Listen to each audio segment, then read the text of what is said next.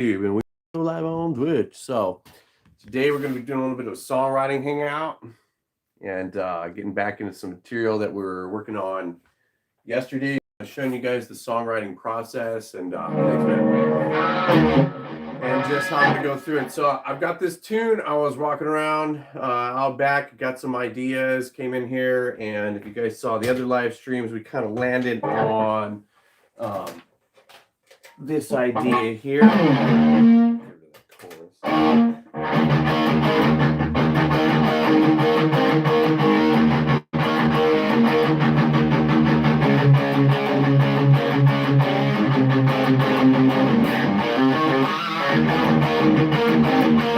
We ended up getting that little turnaround in the so that was a little turnaround for we're getting back into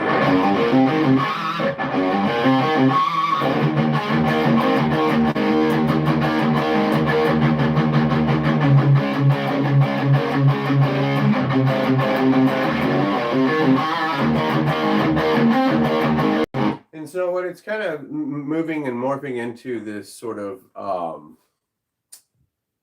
we're getting into the kind of Satriani territory here, and it got the summer song feeling, and I'm just going to kind of go with it. So that's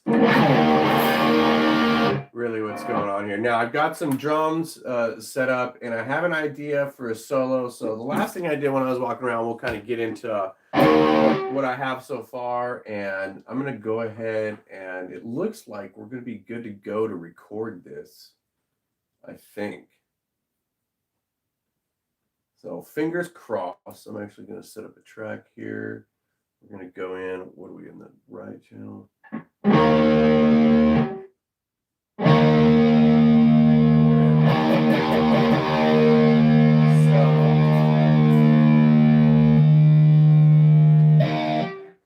Coolest thing about this Hughes & Kettner amp, by the way, is it's got this red box. I can go direct in. Not have to worry about mixing the sound. I can mix the sound right here, and then I can.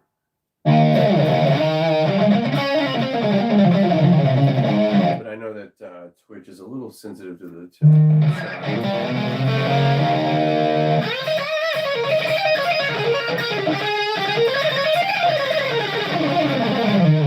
Getting good, getting a little warmed up here, and today I just happened to pick up a Nylon Pro, and so we're in. Let's get some ideas down here and start to build on it. Now the one thing I am going to do is actually double up on these so I can play through this idea twice, and I am using Studio One. And one of these days I'll get the on-screen thing figured out. Oh, I can turn on these lights. I have to use on my old stage light. Okay.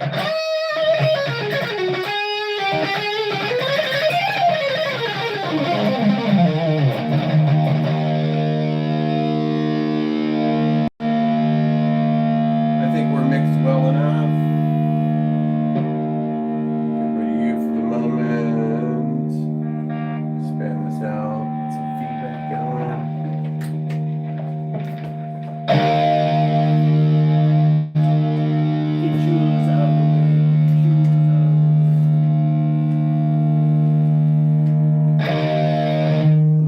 Tuning. Let's do it. All right.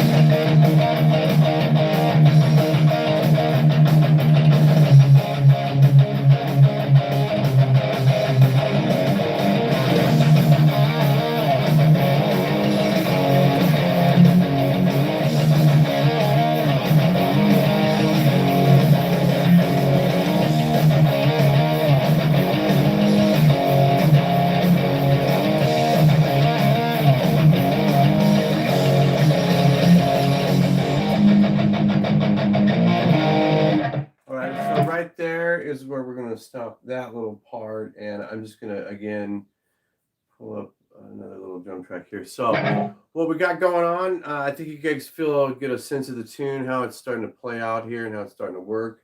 And take down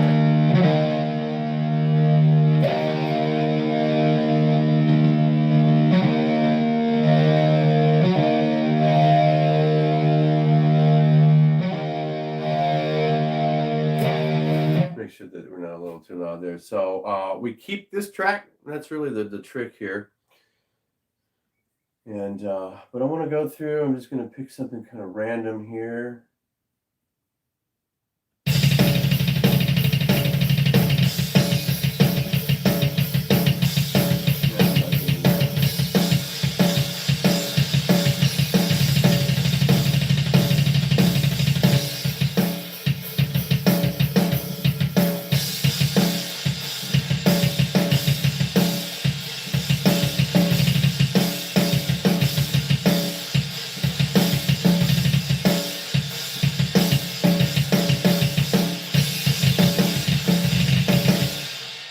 Okay, cool. So we'll go to a little bit of halftime there, and then we'll pick it back up. And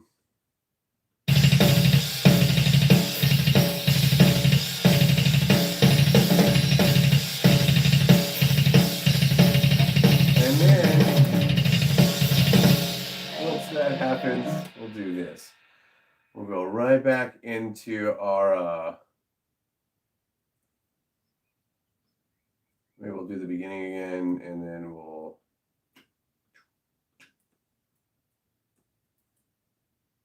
studio on. I'm telling you, you know, why people even go to recording studios anymore, I don't know.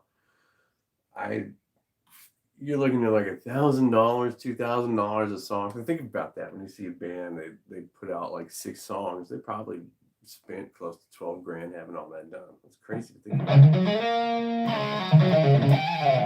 I put out 6 songs on a shoestring budget on 10-year-old equipment that barely works, and it sounds. Does it really sound all that much better? No.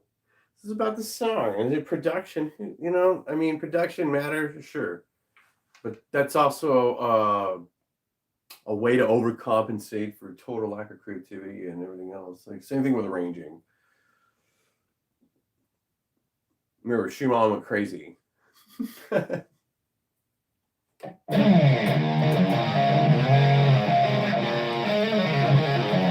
And then fixed all of his scores. Okay, just remember that. All right, so that means I'm probably going to crank up the mix here.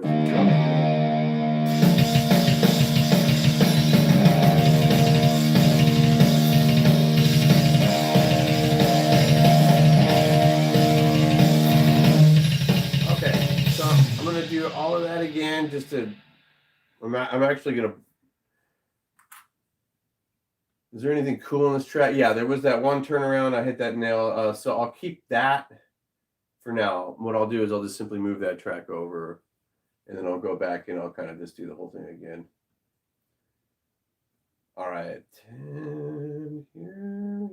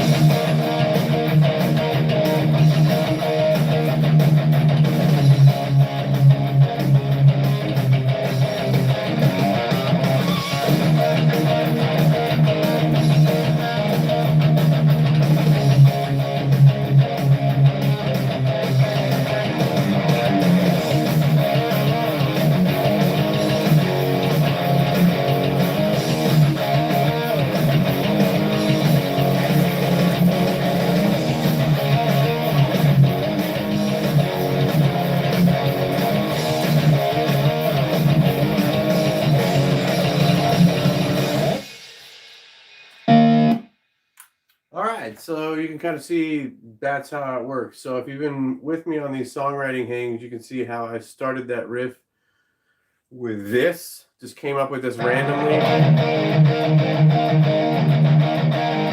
I swear, probably because I was listening to Iron Maiden. I can't remember what Iron Maiden song. This is so embarrassing, right? But you know, I really feel like that's where it came from. Or I heard just a very Maiden-esque riff, and then that is my inability to get away from Mixolydian when it comes to rock licks. That's all. And just to mix it up, we're still on the E tone there, and then this. I know I'm not understanding.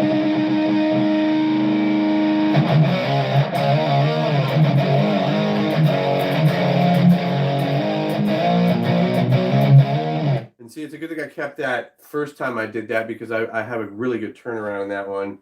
I'll just take it from that and go back and listen to it and put it back in there and figure that out. And that'll be my release into there. But I kind of like the halftime Lydian thing in A.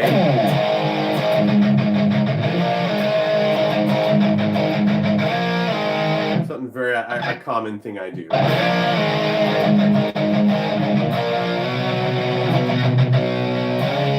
And then go into C Lydian there.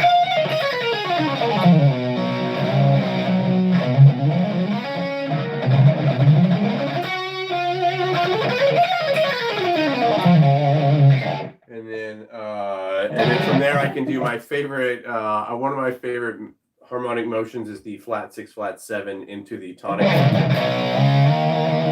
I don't know what that is. It just sounds cool. So once I get the up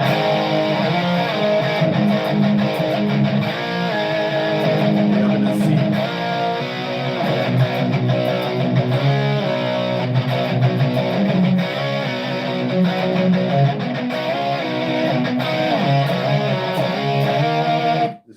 Falls right into it, and then I'm thinking about coming back into the notice how I got out of that. So let me get into that section real quick and then show you what I got onto. I went back to the beginning, but just for kind of that one measure, and played the main riff, and then I played the main riff with the drums. I did it twice, but I think I'm only going to do it once there, and just to kind of change up the texture and give it a little bit of variation. That's something else I'll do in my songs as well. So what I'm talking about is just a little section turn on. And actually, I think that'll probably be better left for a different songwriting hangout. But that's kind of my approach would be at that. So what I'm going to do now is just kind of re-record that whole thing and jam with it. And then I'll start to get a feel for how it moves and how it wants to be treated. And then I'll go back and I'll tweak some of the drums, because right now they don't really line up. I mean, they're a little too what I'll have to do is because like humanize them, and so I can play with it a little easier. Right now it's very straight, very square, and obviously a drum machine type thing, and that's I have trouble playing with that. I'm loosey goosey around rhythms, which is not good for a drum line, but I mean for a guitar player who's, you know, I'm just loosey. I like that kind of thing. It's open, so I don't know. This afternoon I will be back on YouTube live streaming, doing talking about pinch harmonics and just certain things you can do with harmonics, and certain because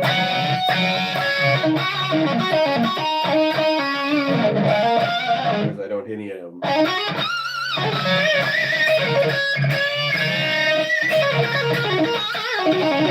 There's a good one. Hit the harmonic in the open E. And I'll show you guys one thing that's really cool is take 2 high pitches. It creates a third and alternate pitch that goes down. Here that goes.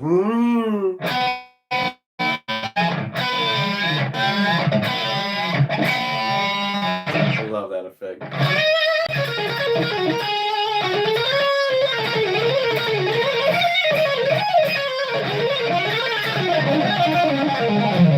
The weirdest thing about playing through here is the slight delay.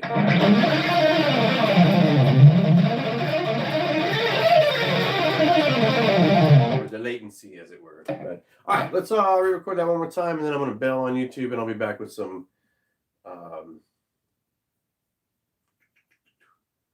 What do I want to say? I want to be back with some tutorial stuff this afternoon. A little bit of a jam and coffee hang.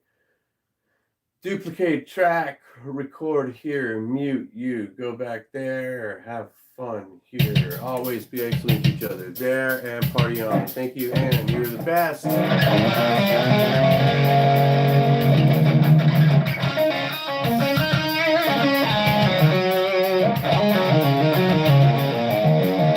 And we'll do some cool stuff with bass probably tomorrow when I get this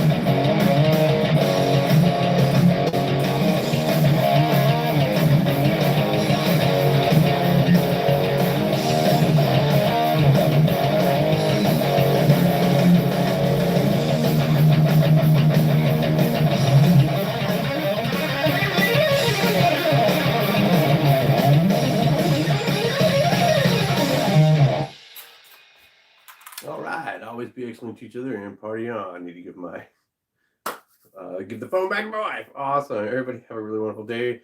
Twitch, you guys hang out. I'll be with you shortly as I get the YouTube stuff taken down. You guys are awesome. Thank you. You're the best.